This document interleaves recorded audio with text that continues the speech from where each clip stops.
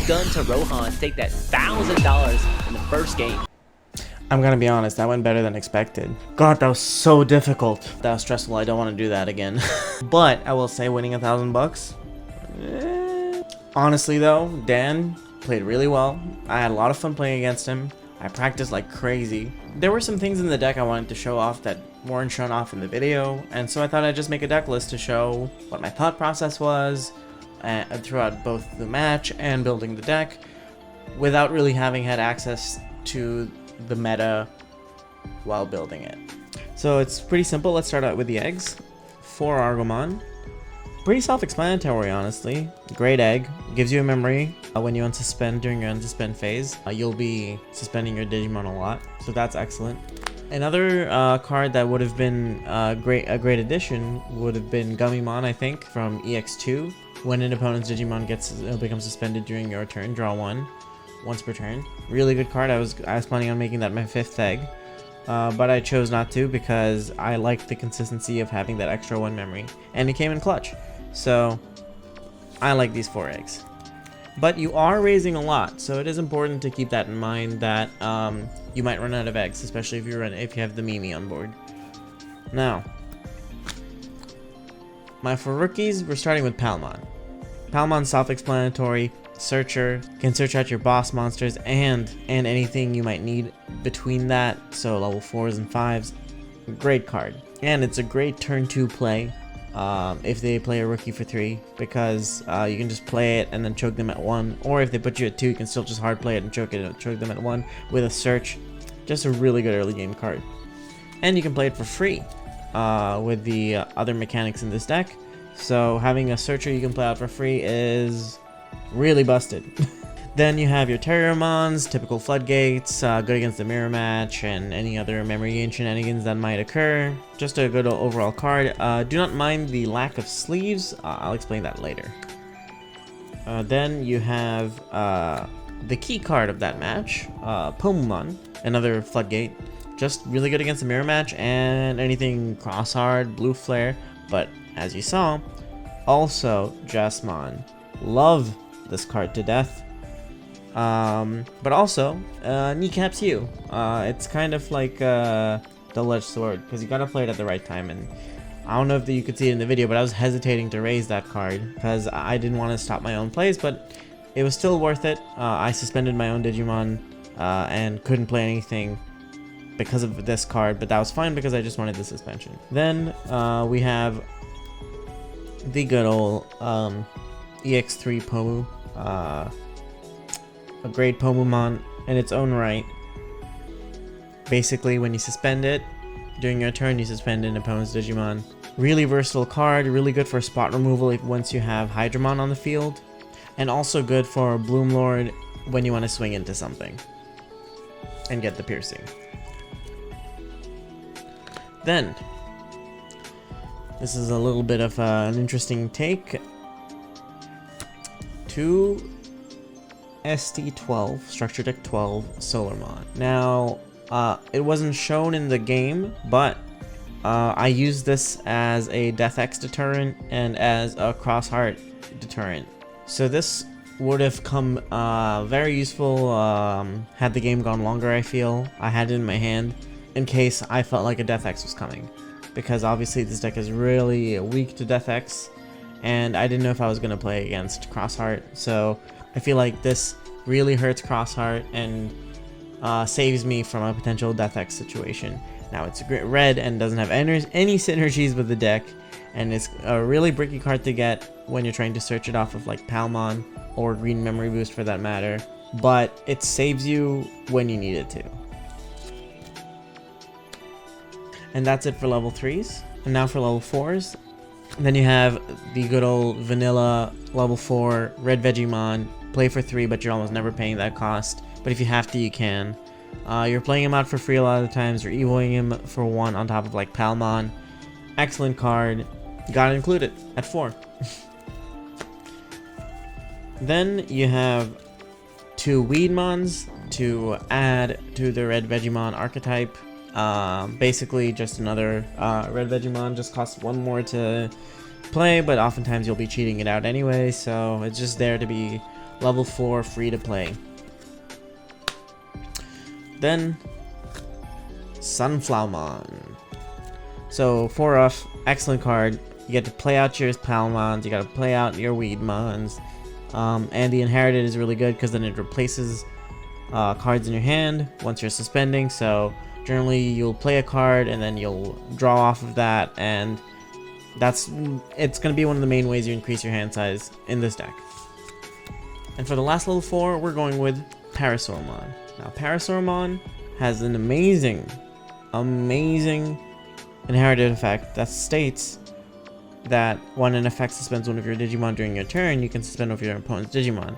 So it's like the Pomumon, except that it applies to anything on your board. Now the reason I included this is, again, to have more targets for Bloomlord and Hydramon. On top of that, it also counters Examon, because it'll suspend itself and unsuspend itself to have you swing at the start of your turn, but in return it'll suspend the Examon because your effect resolves after it. So it's a good counter to that strategy, and I felt like I needed to include it in case I went up against Examon. So that's there. For level 5s, we'll start with Cherrymon. Basically, your blocker in this deck. Can redirect attacks to any suspended Digimons. That includes your Hydramon and Bloomlord. So you have massive bodies that can protect you thanks to this card. Doesn't have an inherited effect. Can be Digizorb for 1. Really good card. I don't feel like including more than 2 because otherwise you're not really going to climb on top of this card. This is a card that you leave on the board as a defensive measure, so you leave it at 2. And then you have the best level 5 in the deck, if you ask me, Ayatarmon. Now Ayatarmon exemplifies the core of the deck, right? It lets you play things for free by tapping it during your turn at any point, which is really powerful. Not a lot of cards let you tap at any moment during your turn, which provides key flexibility to the deck. And when you tap, you get to play something for free, which is, again, the core of the deck. Now, on top of that, you also have the inherited effect, which is when you suspend one of your Digimon, you gain a memory.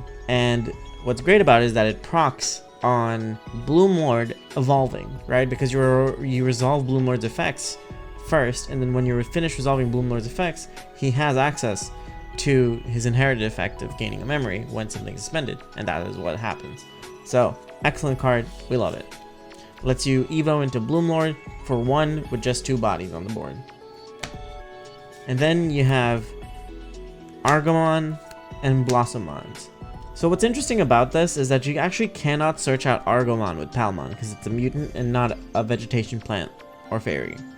And which means that while it is strictly a better card, it cannot be searched out. So you do have to balance that out. I would not run more than 1 even if it was unlimited. But essentially what these cards provide is a free way to get to level 5, while also this card having the inherited to play a suspended level 3, which is actually really good in this deck, because say you play your Palmon at level 3 suspended, while it's a Bloomlord, you might get an extra security check and a search. So it combos too well to not run it, but also you can't search it out that easily.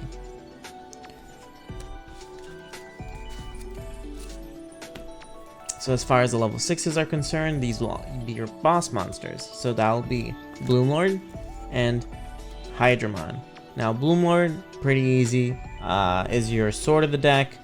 Can evo in generally for 2 or even 1 with Ayatarmon, and if you're running Hidden Potential Discovered, you'll evo for like -2, -3, even -4, gaining memory when evolving, which is stupid.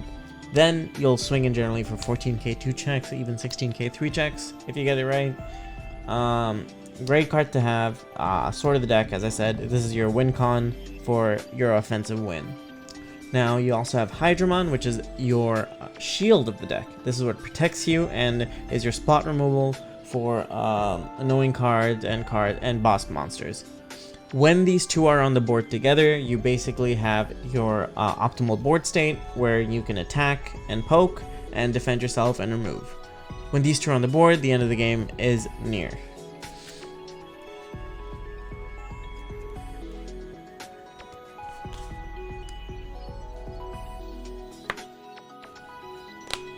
And then you have Tamers. I was running 2 Mimis, didn't feel the need to run more than that, and didn't even need it. actually. So, great card, staple card for green. Sets your memory to 3. What else is there to say, right? Now for options. We'll start with a great security bomb, Grand El Sol. You'll almost never play this out from your hand. This is there to be in security. But if you have to play it from your hand, at least it'll generally cost only 6. So it's a Megadeth monocolor for 6. Not the worst card, but a little slow for me in this meta. Then you have Hidden Potential Discovered. Hidden Potential Discovered, you have to run it in this deck. If I could run more than one, I would. It makes your level 6 plays bombastic, insane, and lethal. 2 Samadhi Shantis. Great for spot removal again for Hydramon, good for swinging in and Bloom Lord. All the reasons you'd want to suspend something, and you can suspend a tamer if they have a particularly annoying tamer. Just it can be a tempo play or it can be a winning play. Then you got your green memory boosts. I run 2. It was great to have. Solarmon is a bit of an issue with this card, and I don't see why you wouldn't run it. Now, that's it for my deck that I ran in the Digi Showdown, but I also wanted to share the changes I made to that deck after the ban list. So these are the cards that I removed post ban list. These are the cards without sleeves. So I removed Solarmon, the 2 Pomumons, Terriermon, the Parasaurmons,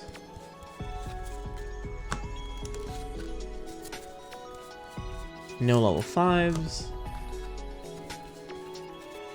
no 6s. I removed 1 Mimi.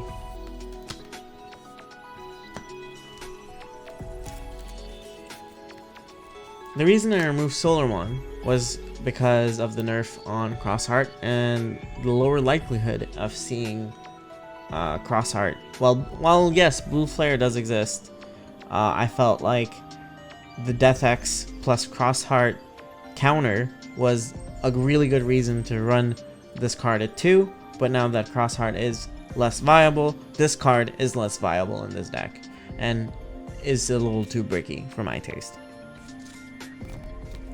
Then you have the double Pomu.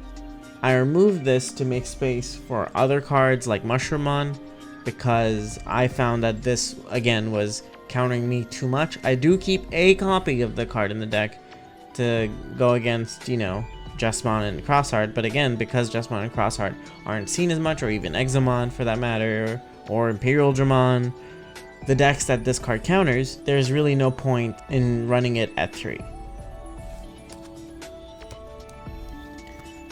Terriermon, I found that there's not as much crazy memory gain that isn't done by tamers. A lot of the times it'll be like a memory booster or 2, and the worst part is you can't even search this card out, so it often cycles itself to the bottom. So I thought I might as well just remove it and keep the Pomumon as a floodgate.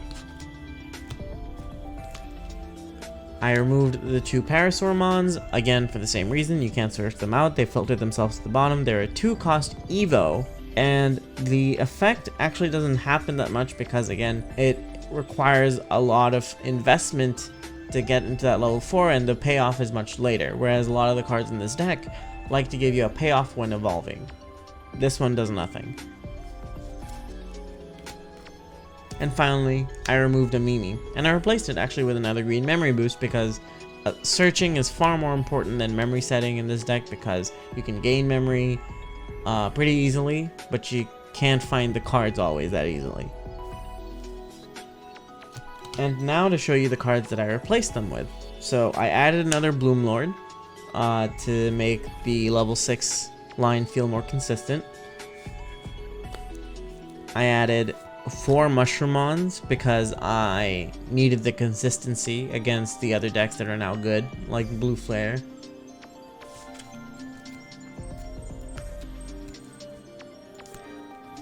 I added another EX3 Pomumon because spot removal is always good.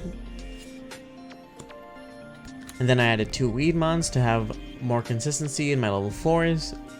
The deck I chose for the showdown was a little greedy and had a lot of flexible playstyles at the cost of consistency. This returns that consistency back to the deck by having more level 4s that are easy to play. And finally, as I mentioned, another green memory boost to replace the Mimi. Alright, that about covers it. Thank you guys for watching. If you guys have any questions, please feel free to ask them in the comment section below. Hope you guys have fun in all your games, and hope to see you soon.